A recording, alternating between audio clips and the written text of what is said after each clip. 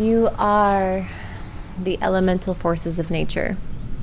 Every single element is inside of you. I believe that life is love and that we are love, and life created these essential forms of elements in nature in order to create sacred balance and harmony. We have earth, water, air, and fire. And in our modern lives, we're not connected to the elements as much, especially fire. When we connect to actually making a fire and sitting by a fire, something happens inside of us, inside our bodies. We come back into this deep ancestral feeling like, I've always done this.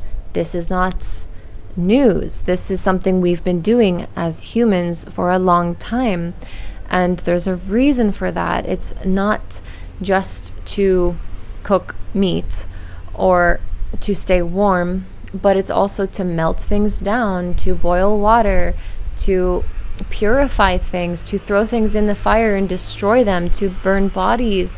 There's all these ways that ancient cultures use fire. Here in Bali, fires are happening every single day. They constantly burn things, and fires transform. It is the only element that you can throw pretty much anything in it and it will destroy and transform it. And air is the element that is swift. It represents communication in our mind, our ideas, and it transfers information. It carries seeds through the air and plants seeds in new locations. Birds go from here to there, everywhere. Planes travel in the sky, shoo, all across the planet. And this is the element of air. It's expansive, it's infinite, it's also intellectual, it's of that nature. There is a connection with air as well to our breath and our communication and how we manifest and send information out to the cosmos, to the quantum. Our breath is connected to spirit. Every element you'll find is connected to spirit, and the fire is connected to spirit because it is that eternal light, the eternal life force energy that is the burning ember that can create and transform and make new. Air connected to spirit because of our breath and because it's that ethereal quality. It's like you can't grasp it.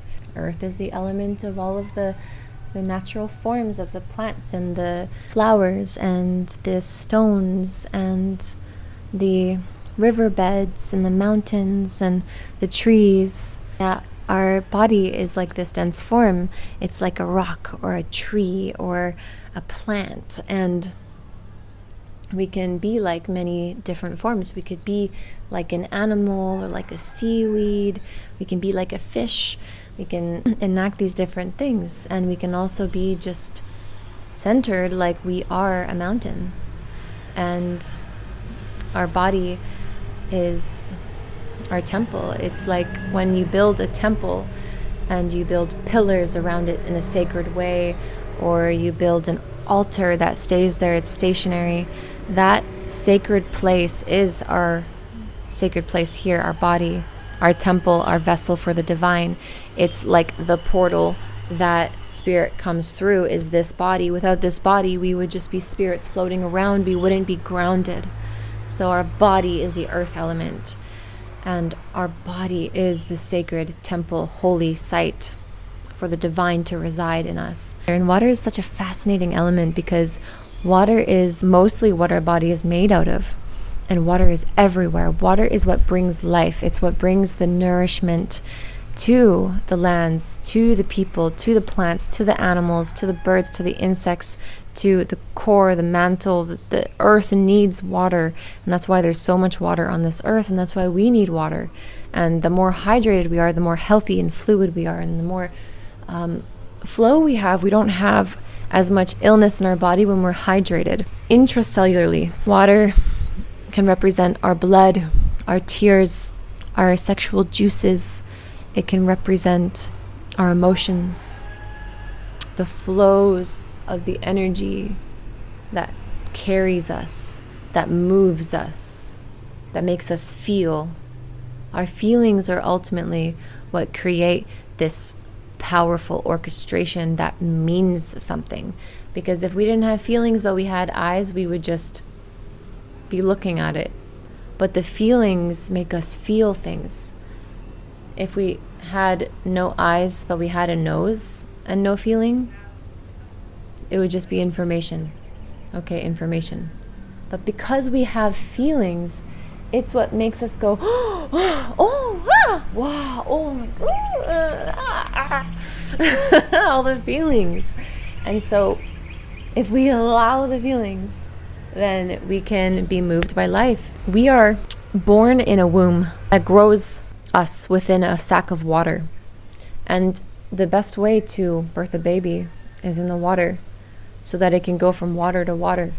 And it doesn't take its first breath of life until it comes into the air realm. But when it's still in that portal of coming through to actually being born, to actually being a new human on this earthly plane, it is in water. How fascinating that water is what holds us. And water is in the air, the skies are blue because the oceans are blue. And there's something about the fact that we're in our mother's womb that's watery, and when we birth into this Mother Earth, we're in another larger fractal of a womb, a watery womb, the blue planet. Here we are again inside of our mother's womb. It's exquisite. And we are also in a constant cosmological ritual. When the sun is setting, there is a specific quality to that. And that's why it's so beautiful and we love to watch it. The sun goes, it's gone. No more warmth, no more light. The moon comes, the moon rise.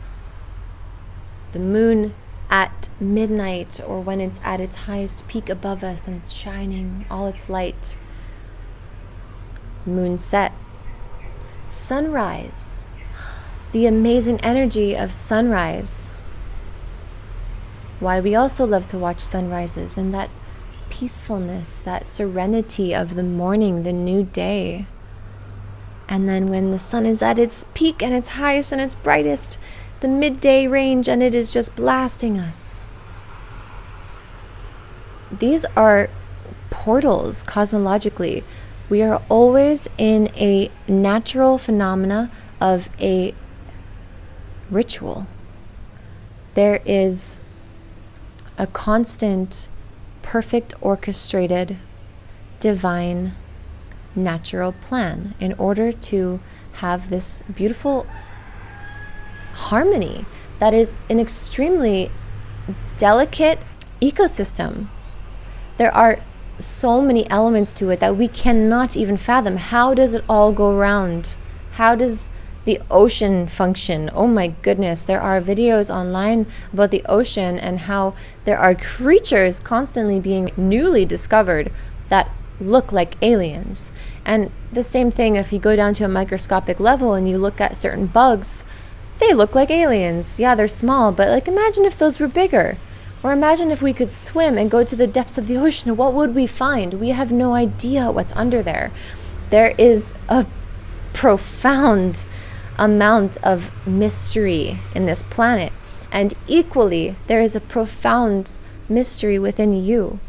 And you get to discover that. It doesn't have to be about the end goal. It doesn't have to be about pleasing your parents or thinking that you've made it. You've made it already.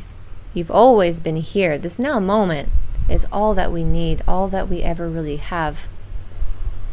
And when we get to realize that this life is a celebration, a constant ritual and perfection, then it gets to be just a constant blissful play and playground.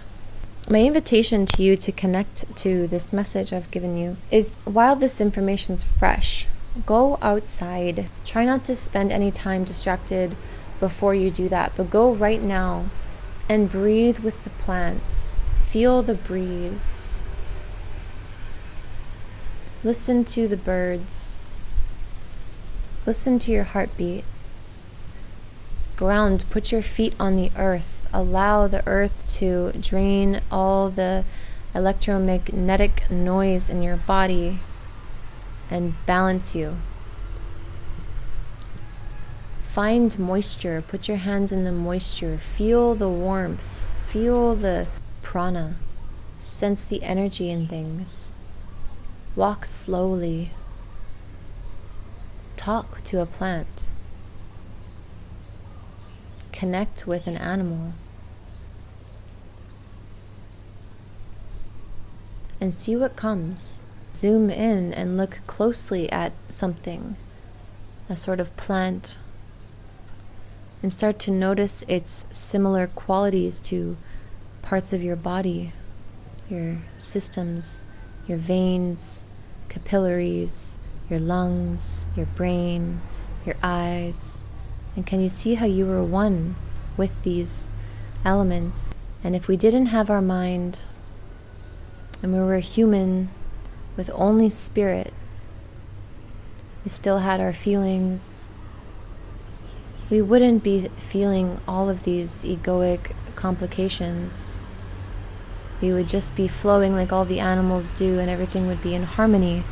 But for some reason in this life, we're here to discipline, we're here to teach our brain, we're here to dissolve. It's like a game, like it's a fun game. And because of that needing to climb the mountain, and we finally get to the peak of the mountain, that hero's journey that finally comes to closure but then continues on, that journey is what makes it all worth it. Because if we were already at the peak, there would be no point. We would just stay there forever. But because of this desire to be at the peak, the desire to be better, we find ourselves here. And then we reach the peak, and eventually we climb down the mountain to go on another journey with more tools, with more wisdom. So wherever you are, go outside and take that walk. Enjoy.